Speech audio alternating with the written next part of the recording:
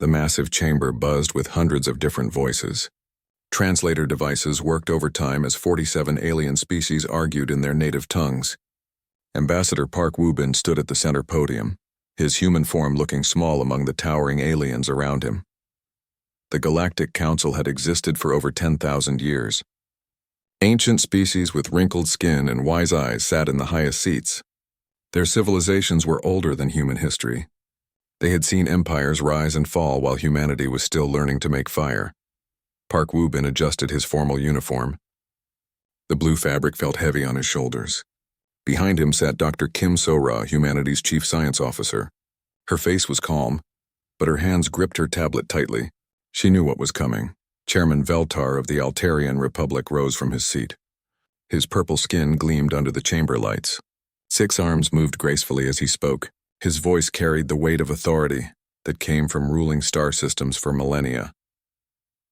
The Council has reached a decision regarding the human species, Veltar announced. His words echoed through the vast chamber. After careful consideration, we find humanity guilty of aggressive expansion and violation of the non-interference accords. Park Woo-bin felt his heart sink. 50 years of diplomacy was about to crumble. Humanity had worked so hard to join this council. They had followed every rule, respected every tradition. Yet here they stood, accused of crimes they barely understood. The evidence is clear, continued Veltar. In the past decade, humans have established colonies in 12 star systems. This rate of expansion exceeds acceptable limits by 300%. Furthermore, humans refuse to abandon mining operations in the disputed Kepler 442 system despite our warnings. Dr. Kim So-ra leaned forward. She wanted to speak, to explain that humans needed those resources to survive. Their home system had limited materials. They were not trying to threaten anyone. They were just trying to build a future for their children. But the council did not ask for explanations. They had already decided. The ancient races have spoken, Veltar said, gesturing to the oldest members of the council. These beings had lived for thousands of years. Their species had achieved perfect stability. They no longer needed to expand or grow. Change frightened them. The Vorthon Dominion supports expulsion, spoke Emperor Shaltar. His voice sounded like wind through stone caverns. His species had not built a new city in 5,000 years. They found human cities noisy and chaotic. The Zenthari Collective agrees, added Coordinator Meshka. Her insect-like features showed no emotion. Her people lived in perfect harmony with nature. They saw human technology as dangerous and unnatural. One by one, the ancient species voted. Each vote felt like a hammer blow to Park Woo-bin's chest. 47 species had voices in this chamber. He watched the count climb higher and higher. Only 12 species voted to keep humanity in the council. These were the youngest members, species that had joined within the last 1,000 years. They still remembered what it felt like to be new and afraid. The vote is final, declared Veltar. 847 votes for expulsion. 12 votes against. Humanity is hereby removed from the Galactic Council effective immediately. The chamber erupted in noise. Some species cheered, others remained silent. The young species that had supported humanity looked sad and worried. Park Woo-bin stepped forward. Honored Chairman, may I speak? Veltar nodded once. You may have your final words, human. Park Woo-bin looked around the chamber. He saw fear in the eyes of the Ancient Ones. They were afraid of human energy and ambition. They preferred their quiet, unchanging existence. We came to you in peace, he said. His voice carried clearly through the chamber. We offered our knowledge, our friendship, our protection. We asked only to be part of something greater than ourselves. He paused, looking directly at Emperor Shaltar. You call us aggressive, but we have never attacked another species. You call us dangerous, but we have shared our technology freely. You fear our expansion, but you have never asked why we expand. Dr. Kim So-ra watched her friend speak with pride. Park Woo-bin had spent his entire career trying to build bridges between humans and aliens. Now those bridges were burning. We expand because we dream, Park Woo-bin continued. We expand because we believe tomorrow can be better than today. We expand because we refuse to accept that this is all there is. Some of the younger species nodded. They understood this feeling. But the Ancient Ones remained unmoved. You have 30 standard days to remove all human presence from Council space, Veltar announced. Any human vessels found beyond the designated boundaries after that time will be considered hostile and dealt with accordingly. Park Woo-bin straightened his shoulders. Very well. We accept your decision, but I want you to remember this day. You had the chance to guide humanity, to teach us to be our partners. Instead, you chose fear. He looked around the chamber one last time. You will regret this decision. We offered you partnership. Now you will face us as strangers. The human delegation gathered their belongings. Dr. Kim Sora grabbed her research files. These contained 50 years of scientific cooperation between humans and aliens. All of that work was now worthless. As they walked toward the exit, some of the younger species approached them. Ambassador Kretok of the Dalarian Federation spoke quietly. This is wrong, she whispered. Your species has brought new ideas, new energy to the Council. Without you, we will return to the old ways of doing nothing. Park Woo-bin nodded sadly. Take care of yourselves. The old ones will not protect you when trouble comes. Outside the chamber, human security officers waited with their transport. Captain Lee Do-hyun saluted as the delegation approached. Orders, sir? He asked. Begin evacuation procedures, Park Woo-bin replied. All humans are to leave Council space within 30 days. What about our colonies, sir? Our research stations? Our trade agreements? Park Woo-bin looked back at the Council building. Lights flickered in the windows as the aliens continued their debates inside. Pack everything, he said firmly. Every piece of technology, every research file, every useful resource. If they want us gone, we'll leave. But we're taking everything we built with us. Dr. Kim So-ra smiled for the first time that day. What about the gifts we left behind? The fusion reactors we built for them? The communication systems? Park Woo-bin's expression grew thoughtful. Those gifts will keep working. For now.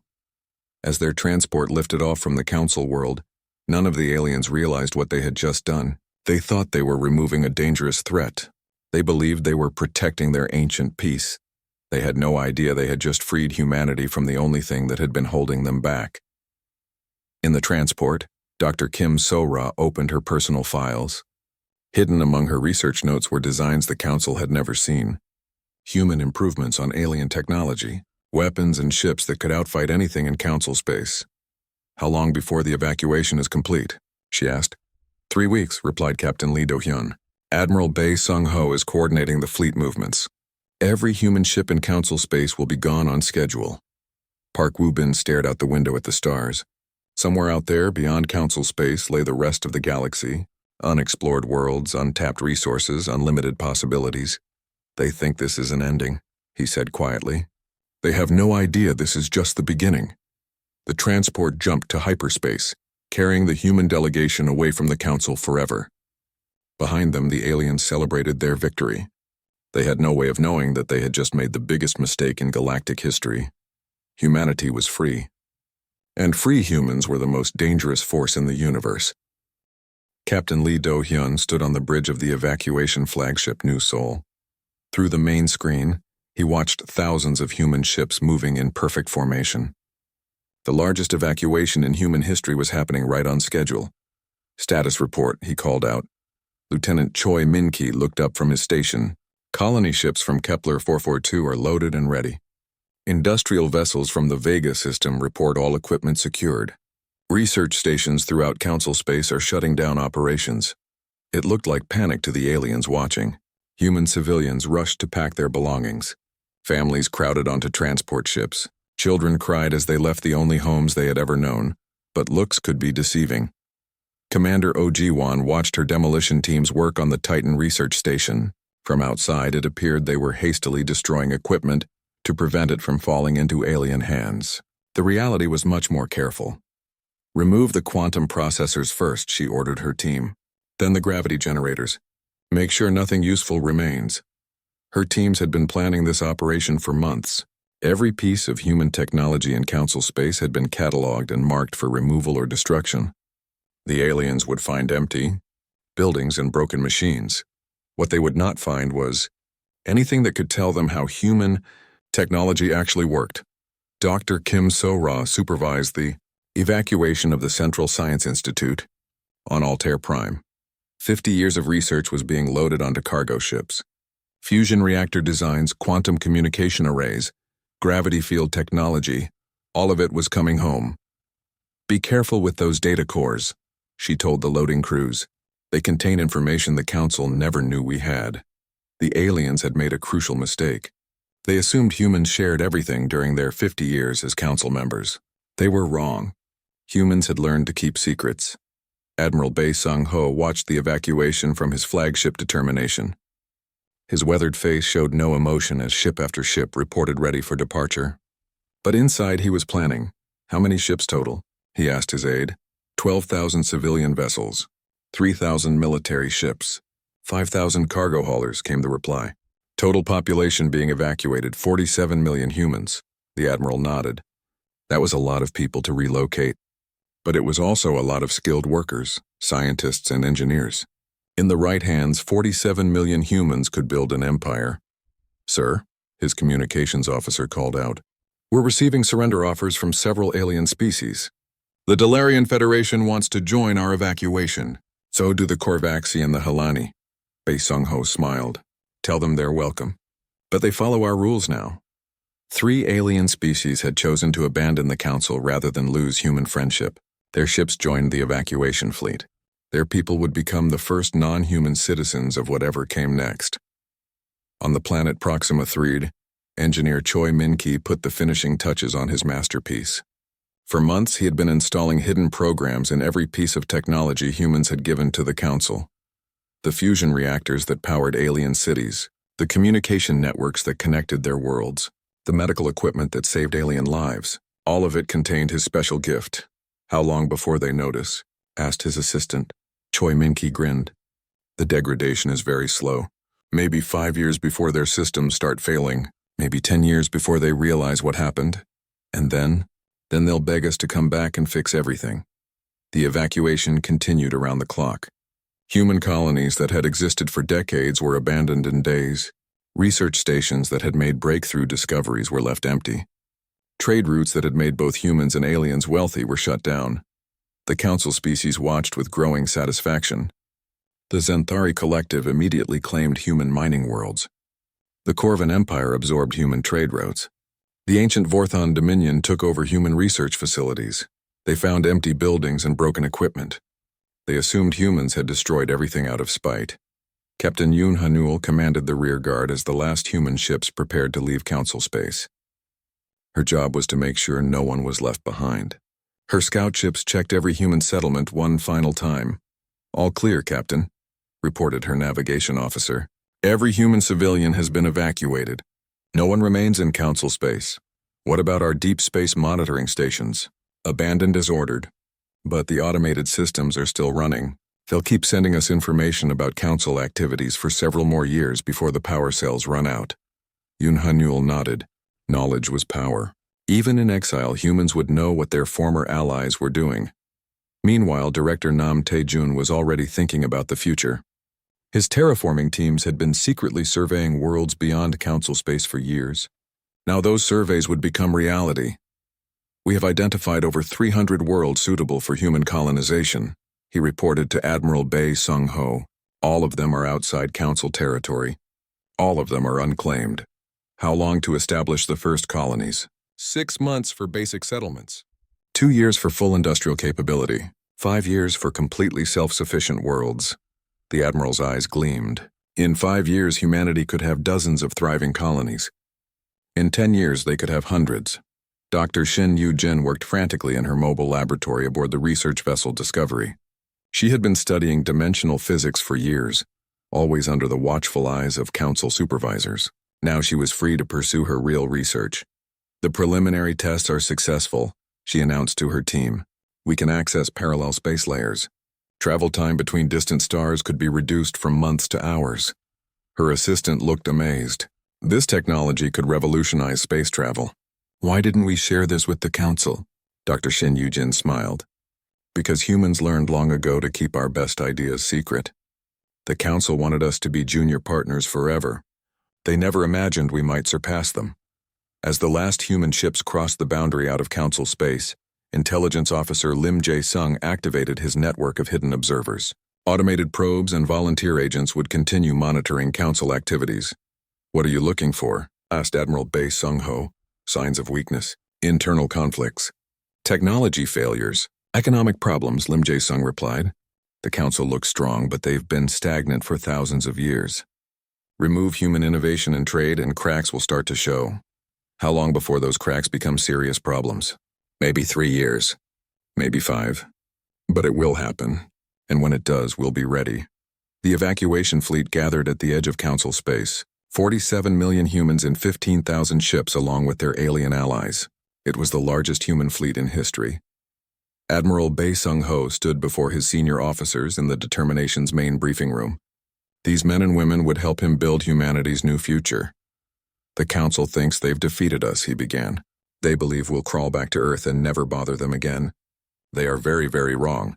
He activated a holographic display showing the galaxy beyond Council space, vast regions marked as unexplored, countless stars with no one to claim them. This is our new home, he announced. No ancient species to limit our growth. No bureaucrats to approve our colonies. No one to tell us we're expanding too fast. Commander Ojiwan stepped forward. What about our former allies?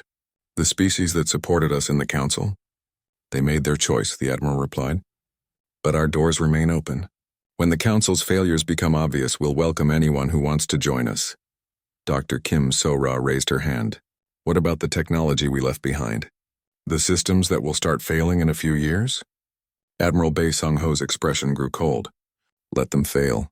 When alien cities go dark and their ships break down, maybe they'll remember what human friendship was worth. The briefing continued for hours, as humanity's leaders planned their new civilization. Free from Council restrictions, they could finally show what humans were truly capable of. As the meeting ended, Admiral Bae Sung-ho looked out at the stars. Somewhere out there lay humanity's destiny. The Council had tried to limit them, control them, keep them weak. That was their mistake. Now humanity was free. And free humans were about to show the galaxy what real power looked like. 5 years had passed since humanity left Council space. In the gleaming halls of the Galactic Council, the ancient species congratulated themselves on their wise decision. They believed the human problem had been solved. They were catastrophically wrong. Captain Yoon Hanul stood on the observation deck of the exploration vessel Horizon. Before her stretched a sight that would have made the Council tremble with fear. 200 worlds glowed with the lights of human cities. Space stations orbited every planet.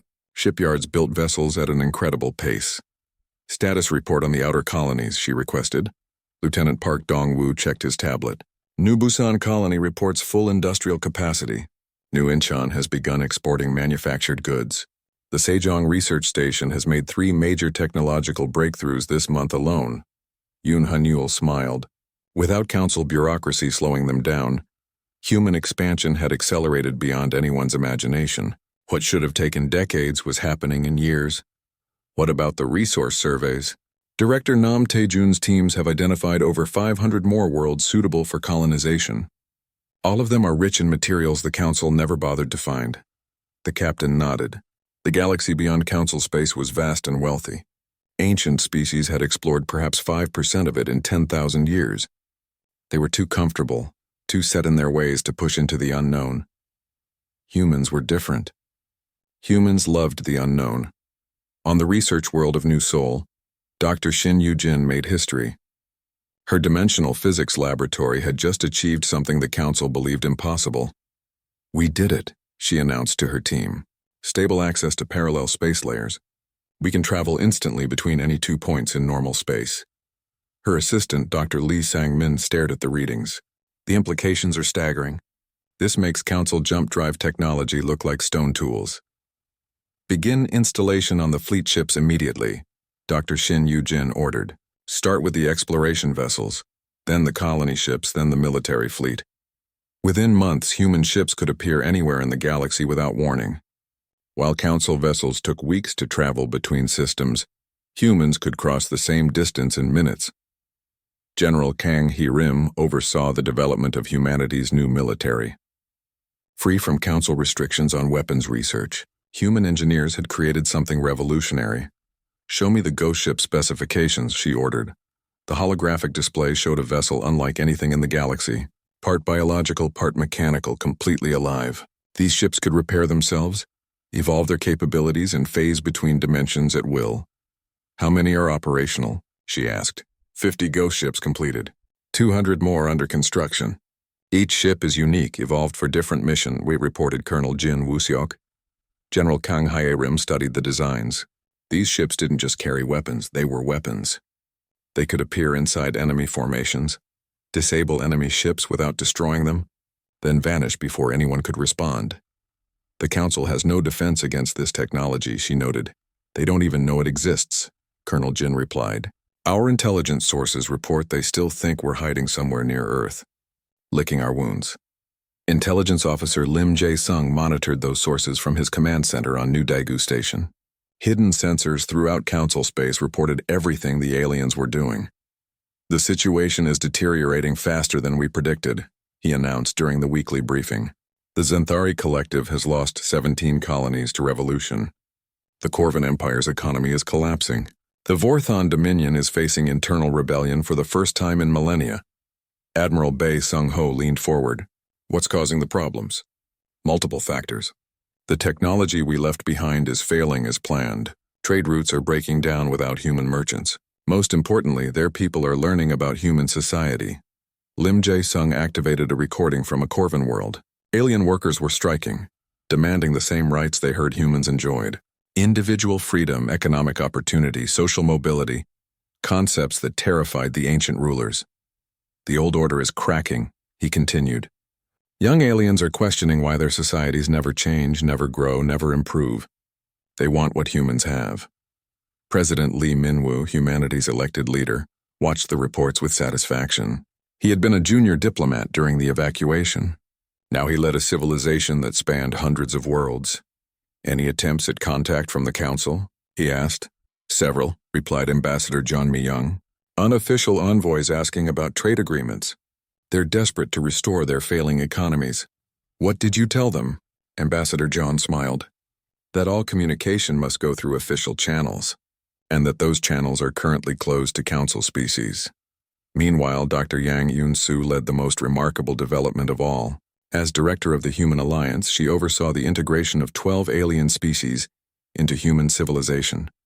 The Dalarians have requested full citizenship rights, she reported. So have the Korvaxi and the Halani. 8 other species want to join our alliance. These were young species, barely spacefaring when humans were expelled from the Council. Under human guidance, they had advanced centuries in just 5 years. How are they adapting to human values? Asked President Lee Min-woo. Better than expected. They love the concept of individual rights. They're amazed by our technological sharing. Most importantly, they see how rapidly their societies are improving under our system. Dr. Yang Yoon-soo showed population and development statistics. The alien species in human space were healthier, wealthier, and more advanced than their cousins still under Council rule. They're living proof that the Council's way isn't the only way, she noted. On the border between human and Council space, Captain Song Kyung-min commanded the monitoring station Watchful Eye. His job was to observe Council military movements and gather intelligence. Sir, called his sensor operator. Large fleet movement detected. Looks like they're mobilizing. Song Kyung-min studied the readings. Hundreds of Council ships were gathering at staging points. This wasn't a normal patrol or exploration mission. What's their heading? Toward our border, sir. It looks like they're planning something big. Song Kyung-min activated the quantum communication array. Within seconds, he was connected to Admiral Bae Sung-ho on New Seoul. Admiral, we have a situation. The Council is mobilizing a major fleet. They appear to be planning an attack. Admiral Bae Sung-ho's expression didn't change. He had been expecting this. How large a fleet? Conservative estimate 30,000 ships. They're calling up reserves from across Council space. Understood. Continue monitoring and report any changes. Admiral Bae Sung-ho closed the communication and activated the fleet-wide alert system. Within hours, every human military commander received the same message. Prepare for war. But this would not be the war the Council expected. General Kang Hee-rim assembled her ghost ship commanders on the flagship Unbroken Spirit. These 50 vessels represented the future of warfare. The Council thinks they understand military power, she told them. They believe that bigger fleets and more weapons guarantee victory. They're about to learn how wrong they are. Commander Ryu Seok-jin raised his hand. What are our rules of engagement? Disable, don't destroy. Capture, don't kill. We want to demonstrate our superiority, not commit genocide. The goal is to show them that resistance is futile. The ghost ship fleet prepared for deployment. Each vessel contained technology that would seem like magic to Council species. They could phase through solid matter, appear and disappear at will, and strike from impossible angles. Dr. Kim So-ra watched the preparations from her laboratory. As Chief Science Officer, she had helped develop many of the technologies that would be used in the coming battle. "Are you concerned about the outcome?" asked her assistant. Dr. Kim So-ra shook her head. "The only thing that concerns me is what happens after we win. The Council species aren't evil, just stuck. They've forgotten how to grow and change. What do you think will happen to them? The same thing that happened to our alien allies. They'll discover that human civilization offers something their old system never could: hope for a better future." As news of the Council's military buildup spread through human space, there was no panic, no fear. Instead, there was excitement. Finally, humanity would have the chance to show what they had built. President Lee Min-woo addressed the nation from New Seoul. His words were broadcast to every human world and their alien allies. 5 years ago, the Council rejected us out of fear. They were afraid of human ambition, human innovation, human dreams. Today we'll show them that their fears were justified, but not in the way they expected. We are not the same species that begged for acceptance in their chambers. We are stronger, smarter, and more advanced than we ever were under their rules. We have built a civilization that values growth over stagnation, cooperation over control. The Council comes to destroy us. Instead, they will discover that we have become everything they feared, and everything the galaxy needs. The transmission ended, and humanity prepared for war. But this would not be a war of conquest or revenge. This would be a war of liberation. Captain Zekron of the Altarian exploration vessel Wisdom of Ages had served the Council for over 3 centuries. He had explored distant systems, made first contact with primitive species, and mapped the outer regions of Council space. Nothing had prepared him for what he found beyond the human border. "Sensors are detecting massive energy signatures," reported his science officer. "Multiple artificial gravity wells. Thousands of ships in formation."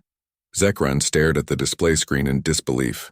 Before him stretched a human fleet that defied everything he knew about military logistics. 10,000 ships moved in perfect coordination, each vessel larger and more advanced than anything in Council space. "Those designs," whispered his tactical officer. "I've never seen anything like them. How are they generating those energy readings?" The human ships were beautiful and terrifying. They moved like living creatures, flowing between formations with impossible grace. Some appeared to phase in and out of reality itself. "Sir," called his communications officer, "we're being hailed. Put it through." The face that appeared on screen belonged to Admiral Ryu Seok-jin, commander of the human border fleet. His expression was calm, but his eyes held depths that spoke of experiences beyond Zekron's understanding. "Captain Zekron of the Wisdom of Ages," the Admiral said, "you are in violation of human space." "State your purpose," Zekron found his voice. "Admiral, I am on a reconnaissance mission for the Galactic Council. We had no idea humans had expanded so far." Admiral Ryu Seok-jin smiled sadly. "Your empire is failing, Captain. Your technology is degrading, your colonies are in revolt, and your people are dying. We can help for a price. And what price? Truth. Return to the Council and tell them exactly what you've seen here. Tell them that humanity offers alliance to any species wise enough to abandon the old ways." Zekron looked around his bridge. His crew stared at the human fleet with expressions of awe and terror. Ships that could appear from nowhere. Technology that seemed magical. Fleets larger than anything the Council could assemble. What if the Council chooses war instead of alliance? Admiral Ryu's expression grew cold. "Then your species will learn why the Ancient Ones were right to fear us. But they were wrong about one thing. We're not interested in conquest. We prefer conversion." Zekran's ship was escorted to the edge of human space and released unharmed. As he jumped back toward Council territory, his mind raced with what he had witnessed. The humans hadn't just survived their exile, they had thrived beyond imagination. Back in Council space, Zekron's report created immediate panic among the ruling species. Emergency sessions were called. Military leaders demanded immediate action. But some counselors asked the terrifying question, what if the humans were right? Dr. Yang Yun-soo received the first diplomatic contact from Counselor Murdoch of the Zenthari Collective. The insect-like alien appeared on her screen looking desperate and afraid. "Dr. Yang, we must speak. The situation in council space is becoming critical." "I'm listening, counselor." Mirdak's compound eyes reflected inner turmoil. 17 of our colonies have declared independence. They claim inspiration from human ideals of individual freedom. Our hive mind structure is collapsing, perhaps because individuals deserve the right to choose their own path. That is difficult for us to accept, but the alternative appears to be the destruction of our civilization. Dr. Yang Yunsu leaned forward. "Counselor, humanity has no desire to see your species suffer. We offer the same choice to you that we've offered to 12 other species. Join us as equals." "What would that require?" "Recognition that growth and change are necessary for survival. Acceptance that individuals matter as much as the collective. Most importantly, abandonment of the Council's stagnant system." Murdak was quiet for a long moment. The Ancient Ones would never accept such terms. Then perhaps it's time for the Ancient Ones to step aside. The communication ended, but Dr. Yang Yunsu knew it wouldn't be the last. Desperation was spreading through council space like a disease. On the Corvan homeworld, Emperor Vashitar faced something his dynasty had never experienced: popular rebellion. For 5,000 years, the Corvan caste system had been absolute. Workers worked, nobles ruled, and everyone knew their place. Now workers demanded the same opportunities they heard existed in human space. They wanted education for their children, advancement based on merit, and the right to change their station in life. "Crush the rebellion," advised his military commanders. "Negotiate with them," suggested his younger counselors. Emperor Vashitar stared out at his capital city, where crowds of workers marched with banners demanding human-style freedoms. His empire was crumbling from within. "What do you know of this human civilization?" he asked his intelligence chief. "They practice something called democracy, Majesty. Leaders are chosen by the people rather than by birth. Citizens can rise to any position through effort and skill. And this works? Their expansion and technological advancement suggest it works very well, Majesty." Emperor Vashitar made a decision that would have been unthinkable months earlier. "Send envoys to the humans, discreetly." Meanwhile, Ambassador John Myung established humanity's terms for any potential alliance. Her office on New Seoul had become the most important diplomatic center in the galaxy. "Full autonomy for human space and our allies," she explained to the secret Corvan envoys. "Reparations for the forced exile. We'll accept payment in the form of open borders and trade rights." "And what else?" asked the lead envoy. "Seats in any new galactic government for all species currently allied with humanity, regardless of their technological level." The Corvan envoy looked shocked. "But some of your allies are barely spacefaring. The Council would never grant them membership, which is exactly why the Council system must end. We judge species by their potential, not their current limitations." As word of these negotiations spread, panic grew among the ancient races. The Vorthan Dominion, oldest and most powerful of the Council species, had never faced a real challenge to their authority. Emperor Shaltar convened an emergency session of the High Command. These were beings who had ruled for millennia, who viewed change as corruption and progress as disease. "The humans must be stopped," declared War Marshal Kethvar. "Their ideas are spreading like poison through our territories. Our own colonies are beginning to question our rule," added Intelligence Chief Velmos. "They ask why they cannot govern themselves like human colonies do." Emperor Shaltar's ancient features showed no emotion. "Then we will remind them why our rule has brought 10,000 years of peace." "At what cost?" asked a younger voice. The room fell silent. Such questions had not been spoken in the High Command for centuries. But Junior Marshal Tyvan continued. "Our birth rates are declining. Our innovation has stopped. Our people live longer but dream smaller. Meanwhile, humans and their allies grow stronger every year. You suggest we negotiate with them?" Emperor Shaltar's voice carried deadly warning. "I suggest we consider that perhaps they have something we lack." The emergency session continued for days. Ancient minds struggled with concepts they had never needed to consider: change, growth, hope for something better than what existed, but fear proved stronger than wisdom. "Mobilize the Grand Fleet," Emperor Shaltar finally commanded. "Every species, every ship, every weapon. We will end this human infection before it spreads further. War Marshal Kethvar smiled with satisfaction. The fleet will be ready within 60 days. 40,000 ships from 37 species. The humans have perhaps 3,000 vessels. It will be over quickly. Dr. Park Ji-hoon, humanities expert on alien psychology, analyzed the Council's decision from his research center on New Busan. They've chosen the path of fear, he reported to President Lee Min-woo. Rather than adapt, they'll try to destroy what threatens their worldview. Are you surprised? Not really. Species that achieve perfect stability often lose the ability to change. They become like crystals, beautiful, ordered, and brittle. And when pressure is applied to something brittle, Dr. Park smiled grimly, it shatters. Intelligence reports confirmed the Council's military buildup. Admiral Bae Sung-ho studied the numbers with interest rather than concern. 40,000 ships, he mused. They really think this is about military strength. What do we deploy in response? Asked General Kang Hee-rim. 3,000 ships. Just as they expect, sir. We have more vessels available. Admiral Bae Sung-ho's expression was thoughtful. General, what is the most important weapon in any war? Superior firepower? Information. The Council thinks they understand what this conflict is about. They think it's about territory, resources, military dominance. They're wrong. What is it about? Ideas, and you can't kill ideas with weapons. You can only prove them right or wrong. The Admiral activated a galaxy-wide communication array. Every human ship, every Allied vessel, every monitoring station received the same message. Prepare for the demonstration. The Council wants to see what we've become. Let's show them. As both fleets prepared for battle, neither side fully understood what was about to happen. The Council saw this as a war to preserve their ancient order. Humanity saw it as an opportunity to offer something better. One side fought to preserve the past. The other side fought to create the future, and the future, as always, was stronger than the past.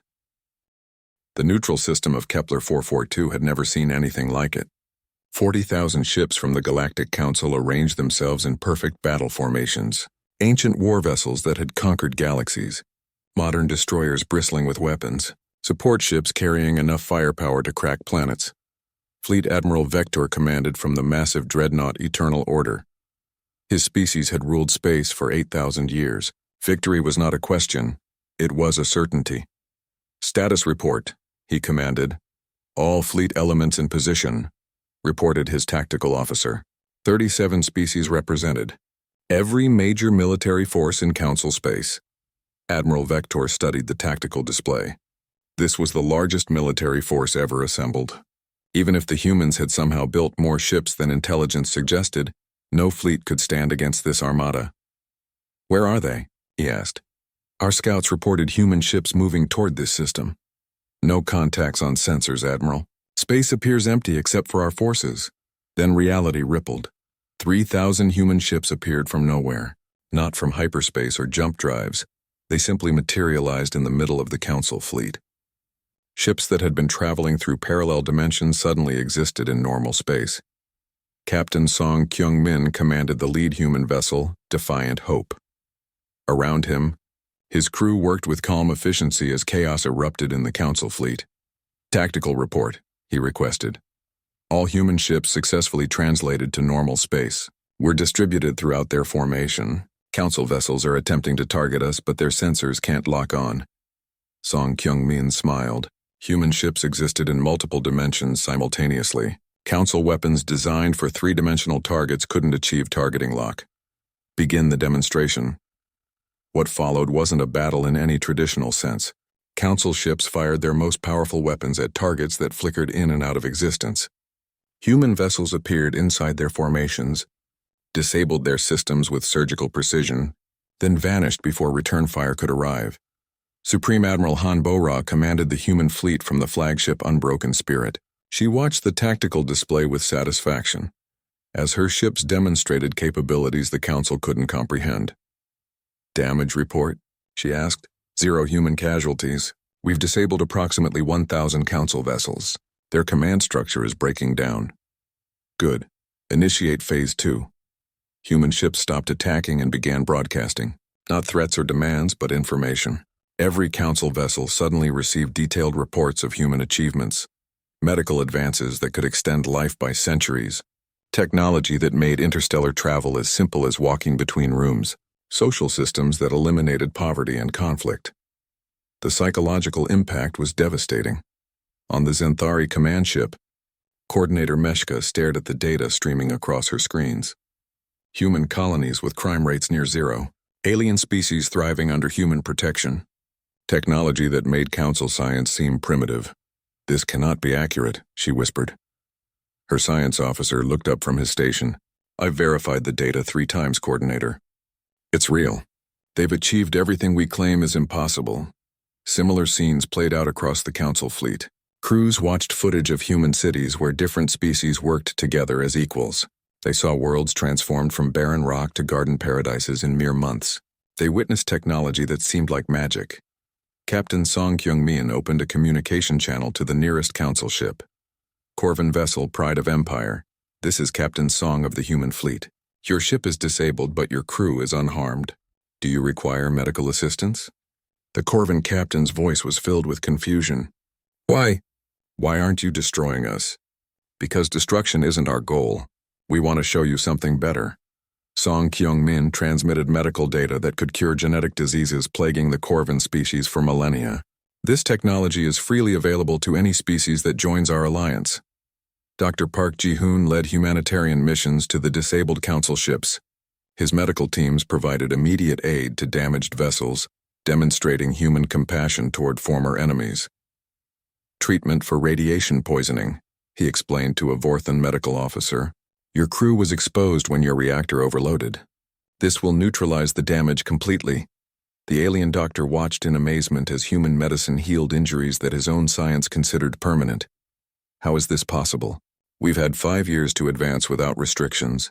When you're not spending energy maintaining an empire, you can focus on actually helping people."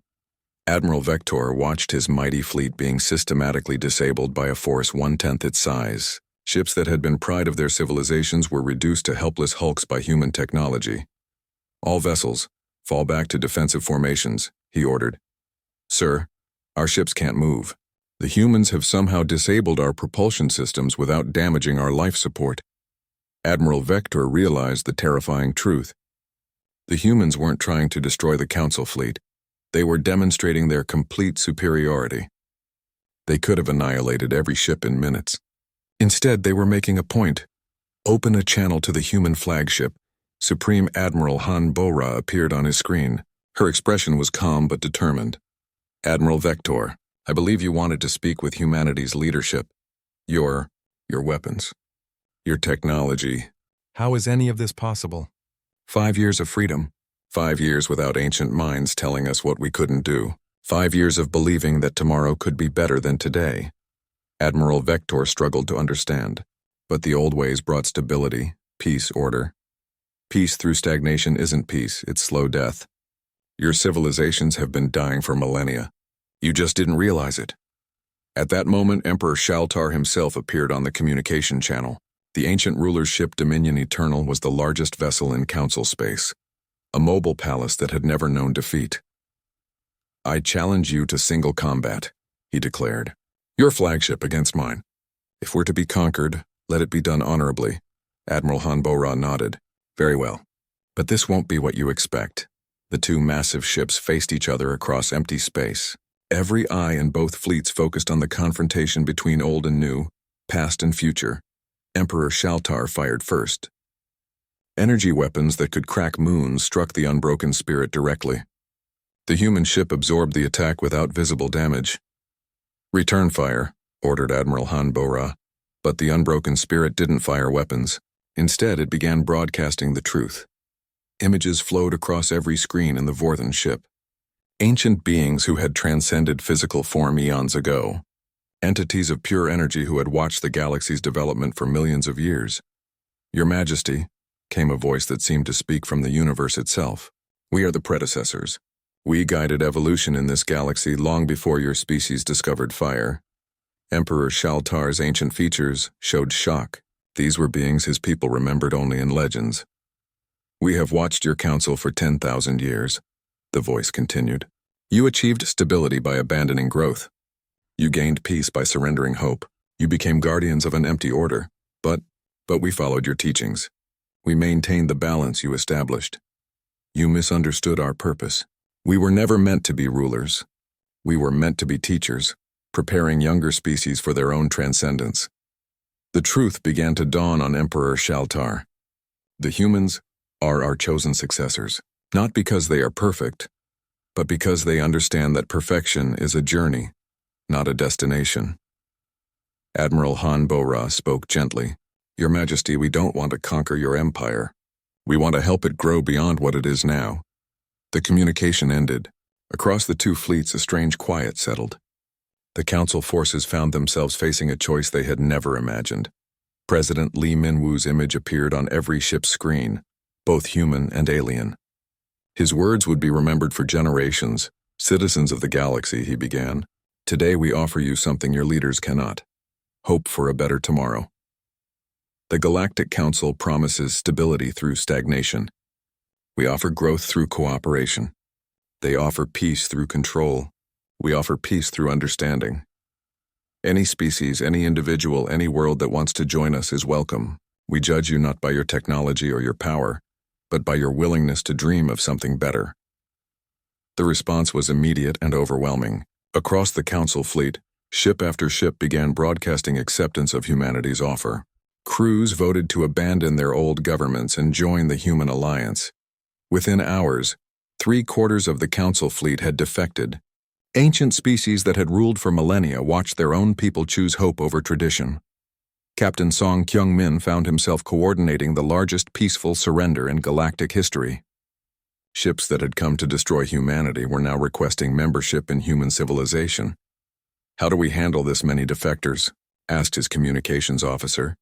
The same way we handle everything else, one person at a time. Every individual who wants freedom gets it. Emperor Shaltar sat alone in his command chamber as his empire crumbled around him. His own officers had voted to join the humans. His colonies were declaring independence. His ancient order was dissolving.